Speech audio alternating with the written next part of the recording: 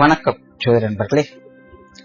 2025 வருடத்தில் சனி வக்ர பலன், அதாவது இந்த வருடம் ஜூலை 15 தேதியிலிருந்து நவம்பர் 30 தேதி வரைக்கும் சனியானது மீன ராசியில வக்ரகதியில சஞ்சாரம் செய்துட்டு வரும்.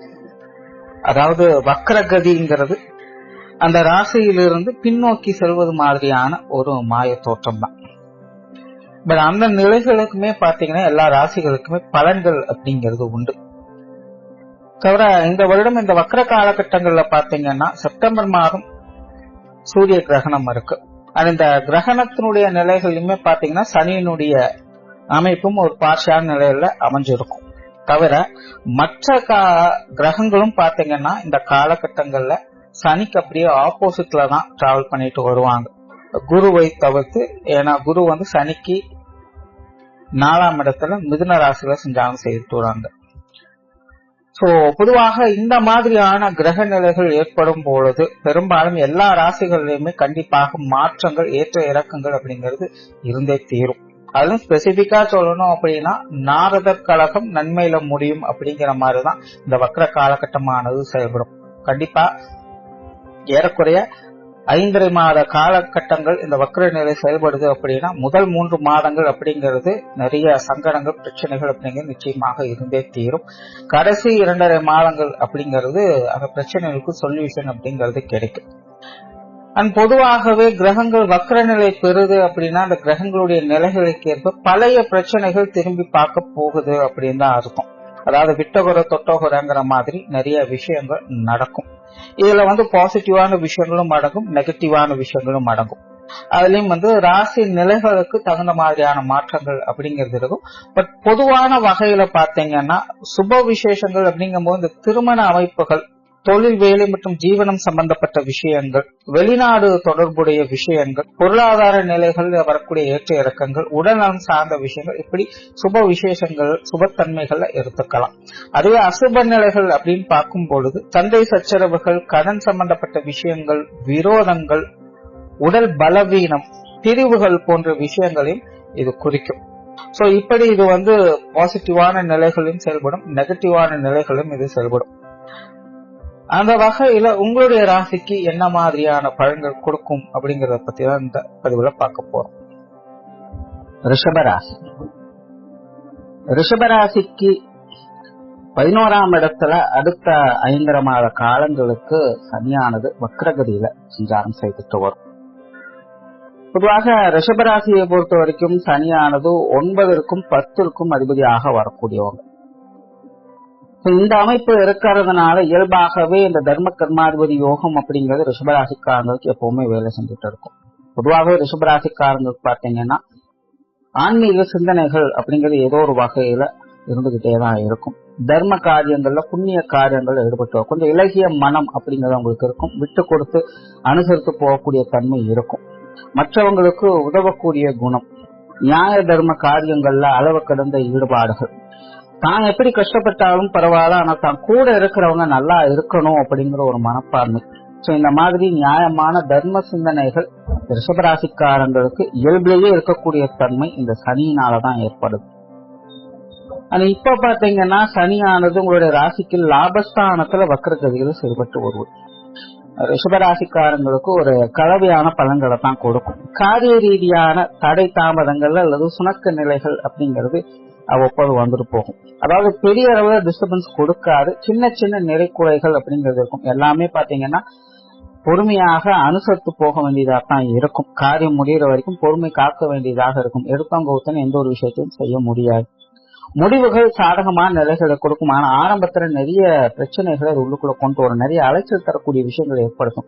சொல்லொன்னும் செயலொன்னுமாக இருக்கும். அதனால இந்த காலகட்டங்கள்ல மற்றவங்களை நம்பி எந்த ஒரு காரியத்தில் இறங்காதுங்க. அதே போல முன்ன பின்ன தெரியாத விஷயங்கள், காரியங்களும் அவ்வளவு சீக்கிரம் இறங்காதீங்க. ஏற்கனவே முடிக்க முடியாம பாதிகளை விட்டு வைத்த காரியங்கள் இந்த காலகட்டங்கள்ல எடுத்து செய்யக்கூடிய தன்மை என்பது இருக்கும்.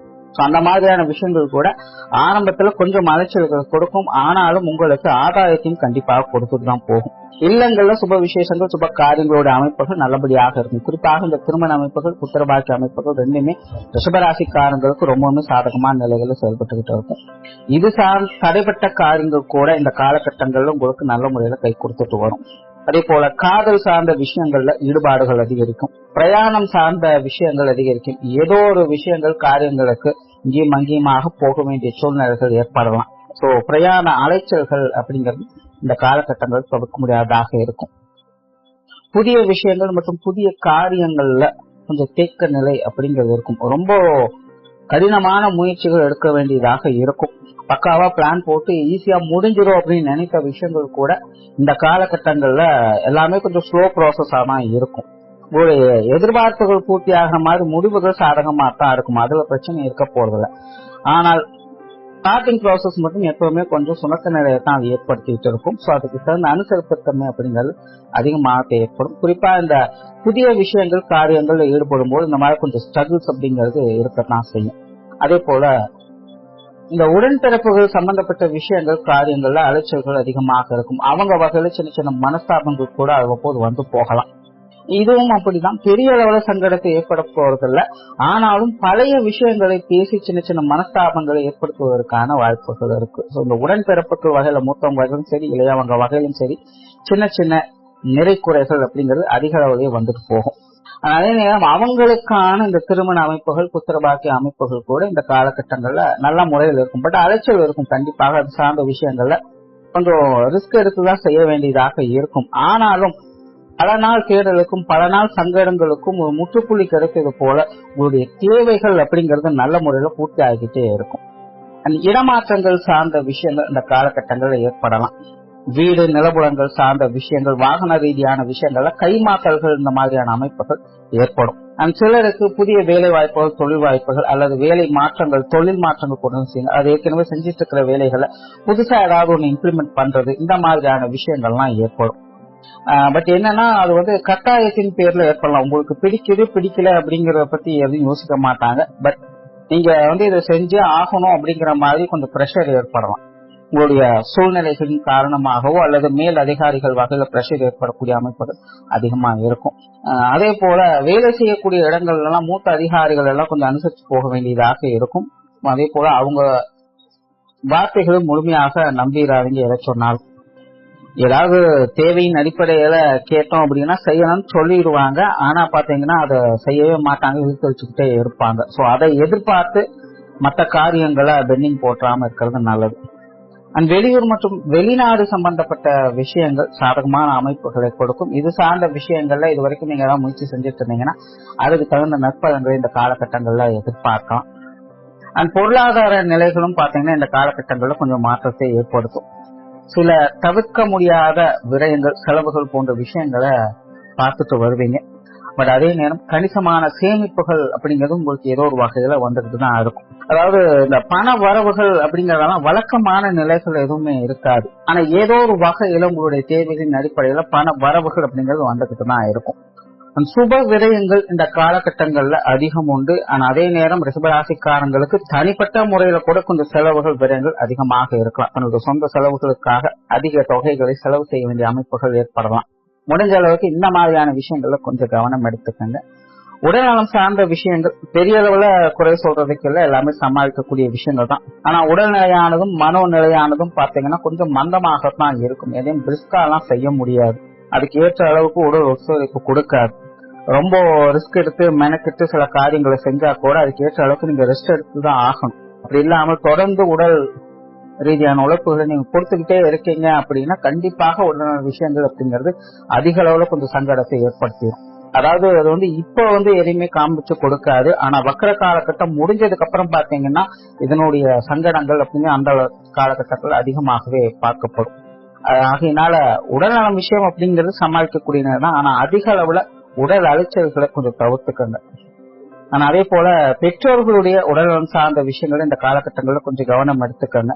குறிப்பா ஏற்கனவே ட்ரீட்மெண்ட்ல இருக்கிறாங்க அப்படின்னா அவங்களோட நிலைகள்லாம் கொஞ்சம் கூடுதல் கவனம் தேவை. சின்ன சின்ன விஷயங்களும் கவனிக்காம விட்டுட்டோம்னா அது பின்னாடி பெரிய அளவு தொந்தரவுகள் கொடுப்பதற்கு வாய்ப்புகள் இருக்கு. அதனால இந்த மாதிரியான விஷயங்கள்லாம் கொஞ்சம் கேர் எடுத்துக்கோங்க. ஸோ ஓவராலா ரிஷபராசியை பொறுத்த வரைக்கும் இந்த வக்ர சனியினுடைய காலகட்டம் அப்படிங்கிறது ஒரு கலவையான அமைப்புகள் தான். இருக்கிற விஷயங்களை சரியா மெயின்டைன் பண்ணாலே அதுவே ஒரு பெரிய விஷயமாகத்தான் இருக்கும். பொறுமை மற்றும் நிதானத்தோடு செயல்பட்டு வர இந்த காலகட்டங்களோடு சுமூகமான மாற்றங்களை எதிர்பார்க்கலாம். நன்றி, வணக்கம், வாழ்க வளமுடன்.